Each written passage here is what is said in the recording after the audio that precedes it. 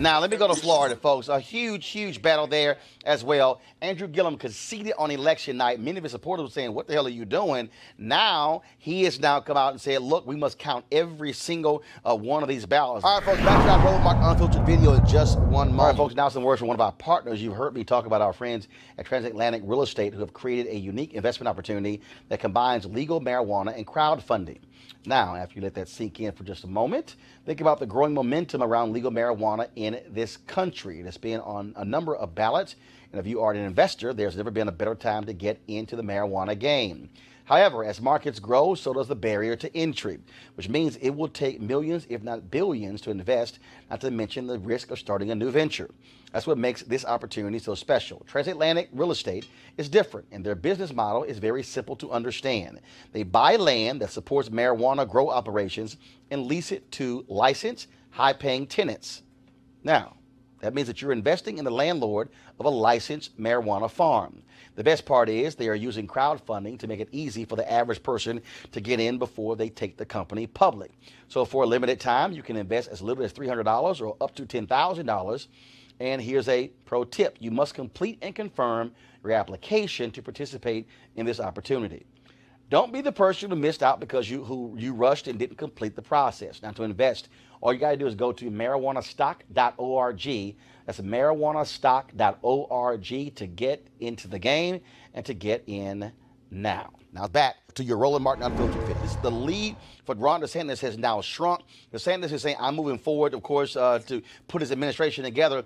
But we're now at a point where you're going to have an automatic recount. And let's get the latest of what's happening in Florida. Pam Keith, she joined us on yesterday. Pam, what is happening now? Give us the latest of what's happening there in Florida. Okay, so just to update your viewers and your listeners, Roland, a lot has happened since we spoke last night. First of all, we now have three elections or three races that are in recount.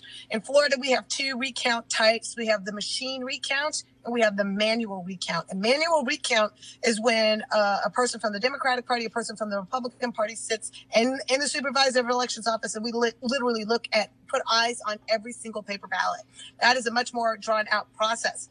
Rick Scott and Bill Nelson are now in manual recount.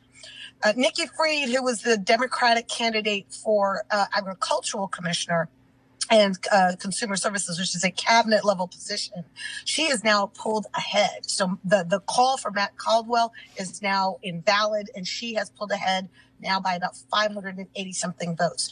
And because of the continuous counting that is taking place, Andrew Gillum is now in mandatory recount as well. So just as far as the conceding thing goes, in Florida, conceding, it's a tradition, but it doesn't really have much legal import. So if you concede, that doesn't stop you from, contesting. And certainly one of the reasons that happened on election night was because we were given very poor information about how many ballots were yet to be counted. So if you're a candidate, it's election night, and they say, look, you're down by X thousand votes and there's only Y thousand ballots still to be counted, you can do the math and say, there's no chance here. But if the Y number of ballots still to be counted is wildly off, which is what happened here, then obviously we're in a different situation. What is happening now is that there's a lot of different things going on, all of which are coming to a head at the same time. We talked last night about provisional ballots. A lot of people, especially first-time voters, infrequent voters, ended up being forced into voting provisional ballots because they didn't bring an absentee ballot and surrender it because they asked for one and either didn't get it or forgot to bring it with them. We have people who voted provisional ballots because they were in their early vote location instead of their regular vote location. And those are two different locations in Florida, which, by the way, is very confusing. And there may be other reasons why you would be forced to vote a provisional ballot. Well, they had until 5 p.m. tonight to cure that, which means we have this massive sort of mobilization to chase down these people and get them to submit an affidavit or call the supervisor of elections and perfect or cure those ballots. Those are different than vote by mail. Now, y'all know Florida. We got a whole bunch of snowbirds down here. right? We have a whole bunch of seniors and retirees and people who do not go to polls at all. They vote by mail. This is a no-fault absentee state. That means we have a very, very high percentage of people who vote by mail. Now, there's a lot of things that can go sideways with a vote by mail. One is that you don't get your ballot. Two is that they don't receive the ballot that you mailed in. Three is that they could reject the ballot because the signature on the back does not match the signature they have on record for you. And that record could be because of your signature on your driver's license or on your voting card or something else. And then there are those that showed up and didn't have signatures at all. Now, theoretically, the deadline to cure an absentee ballot that was, had a problem was 5 o'clock Monday night. But people were still allowed to submit absentee ballots all the way up until Tuesday at 7 p.m. If there was a problem that was with an absentee ballot that was submitted on Tuesday, then clearly it could not have been fixed by Monday at 5 p.m., right?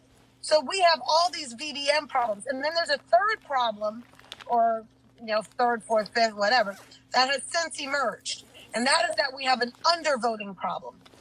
So Nelson, for example, in Broward County has significantly fewer votes than the candidates for agriculture and attorney general, which means that people accidentally either skipped over voting for him or the machines didn't read their votes.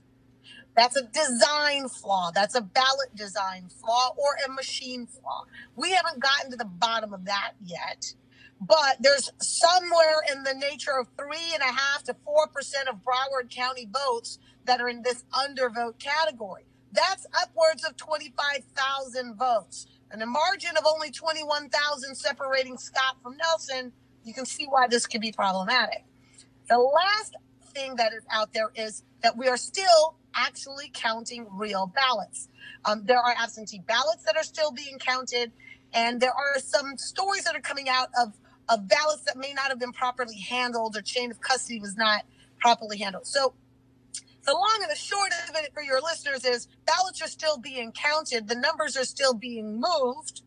There are still potentially legal challenges to ballots that were rejected, and there are still potentially provisional ballots that are being cured. And so all of that is happening while we have 3 races now that are in active recount. 2 are in manual recount. 1 is a machine recount. And the certification of the recounts does not take place until Saturday. And it may be for legal reasons. You maybe get injunctive relief or whatever, that it doesn't even happen then. Well, and also I've seen information from members of the military who said they requested their ballots in October. And one brother said his arrived today. So there are all kinds of issues out there. Now, typically, a margin of victory is so big that these little onesies and twosies don't matter. Right. But in a situation where we are, every one of these ballots now matters. And so now, each ballot may have its own story as to whether it should or should not be counted. But the Supreme Court in Bush v. Gore, which happened, in 2000, you guys remember that. The Supreme Court said, look, if a voter takes the effort to vote and their intention is ascertainable from the face of the ballot, it should count. Except for one thing. The decision, they completely limited to just that case, which was by design. Which was by design.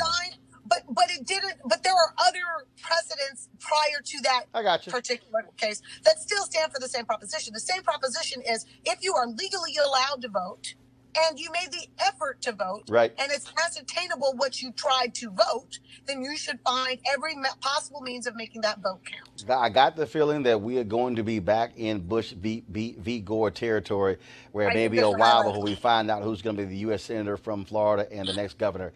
Pam Keith, thanks for breaking it down for us. I appreciate it. Thanks a lot. You're welcome. Have a good one.